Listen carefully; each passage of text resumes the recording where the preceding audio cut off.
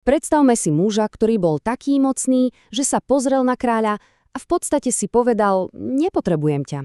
A potom si vytvoril vlastné, takmer nezávislé pánstvo. Toto je príbeh Matúša Čáka Trenčianskeho, postavy zo 14. storočia, ktorá si podmanila obrovské územie a vládla mu pevnou železnou rukou.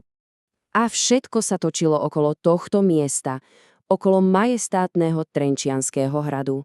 Toto nebolo len nejaká pevnosť, toto bolo jeho hlavné mesto, jeho orlie hniezdo.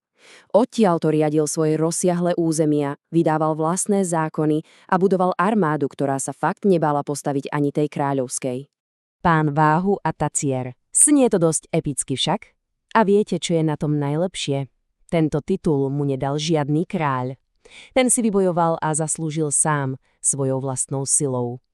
Tieto slová dokonale vystihujú, kým bol. Absolútnym vládcom nad obrovským kusom zeme, ktorú dnes poznáme ako Slovensko. Takže, ako sa to vlastne celé stalo? Ako sa mohol jeden šľachtic stať takým mocným, že bol reálnou konkurenciou pre samotného uhorského monarchu?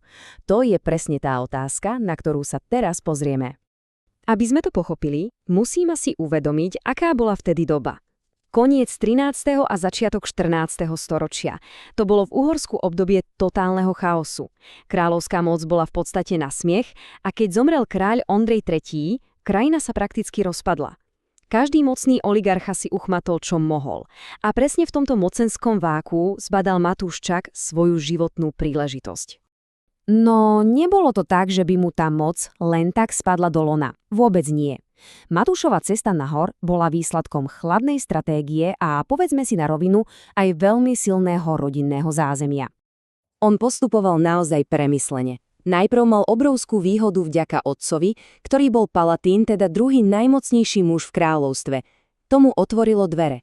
Potom prišiel kľúčový krok. Získal Trenčiansky hrad, svoju nedobytnú základňu. A až potom, keď mal všetko pripravené a videl, že kráľ je slabý, až vtedy sa otvorene vzbúril. Viete, toto nebola náhoda, ale chladný kalkul. A ten otcov vplyv to neboli len nejaké konexie na dvore. To znamenalo aj reálne majetky. Hrady, ako napríklad tento Topolčiansky, sa postupne stali súčasťou rozsiahlej siete pevností. A práve na tejto sieti si neskôr Matúš vybudoval celé svoje pánstvo. Matúšovo pánstvo ale nebol len nejaký zlepenec pár hradov a detín. Nie. On si vytvoril plne funkčný paralelný štát s vlastnou vládou, vlastnými úradníkmi a vlastnou armádou. Táto mapa to ukazuje úplne jasne. Tá ružová oblasť, to všetko bola Matúšova zem. Len sa pozrime na ten rozsah v porovnaní s ostatnými. Je to obrovské. Prakticky kontroloval celé západné a stredné Slovensko. Kráľ mal v tom čase pod kontrolou len zlomok. A ako si takú obrovskú oblasť udržal? No, jednoducho. Vojenskou silou. Ovládal zhruba 50 hradov. 50. To si môžeme predstaviť ako dokonalú sieť pevností, ktorú bolo takmer nemožné dobiť. A z týchto hradov dokázal v prípade potreby zmobilizovať armádu o sile až 5000 mužov. Dnes to možno neznie ako veľa, ale v stredoveku to bola obrovská sila, s ktorou sa dalo smelo postaviť aj kráľovskému vojsku. Ale ako sme už naznačili, nešlo tu len o hrubú silu.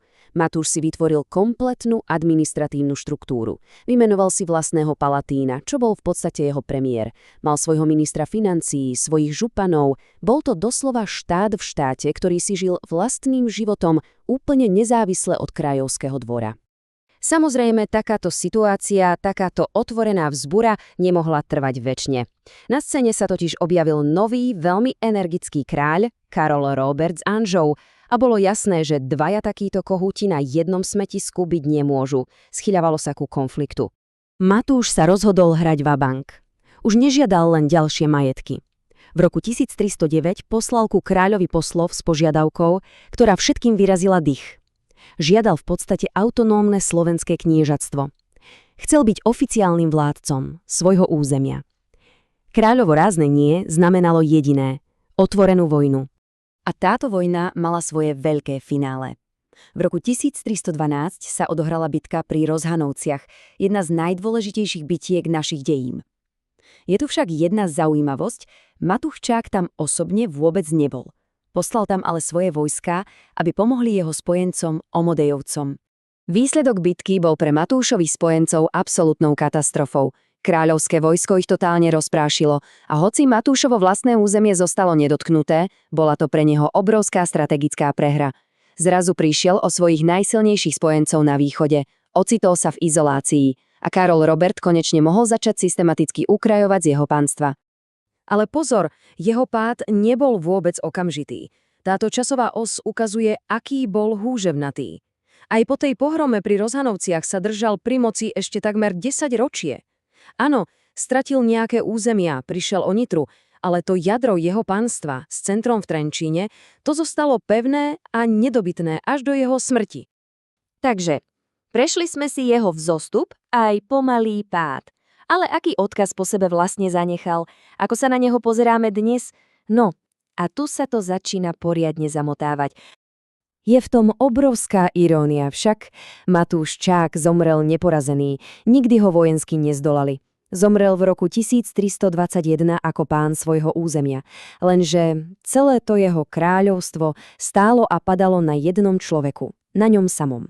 Hneď po jeho smrti sa kráľovskému vojsku podarilo v priebehu pár mesiacov dobiť všetky jeho hrady. Zrútilo sa to ako domček z karát. A už v jeho dobe ho ľudia videli rôzne. Pre kronikárov verných kráľovi bol samozrejme len ňanič chodník a neposlušný oligarcha, jednoducho zradca.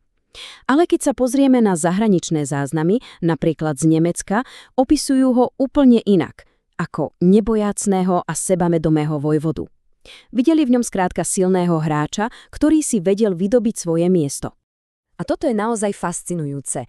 Jeho vplyv bol taký silný, že ešte takmer 200 rokov po jeho smrti ľudia bežne nazývali západné Slovensko Matúšova zem. 200 rokov. To nám hovorí všetko o tom, akú hlbokú stopu tu zanechal. Potom, o celé stáročia neskôr, v 19. storočí, si jeho príbeh tak povediac požičali slovenskí národní buditelia. V Matúšovi zrazu videli symbol odporu proti uhorskej nadvláde, prvého vládcu, ktorý zjednotil slovenské územie. A tak sa z agresívneho stredovekého feudála stal romantický národný hrdina. Takže, kto vlastne bol Matúš Čák Trenčiansky? Bezohľadný oligarcha, ktorý len sebecky využíval chaos vo svoj prospech? Alebo to bol vizionár, ktorý, možno nechciac, položil základy prvej formy slovenskej autonómie? Ako to už v histórii býva, odpovede nie je čierno-bielá a možno práve preto je jeho príbeh taký nesmierne fascinujúci.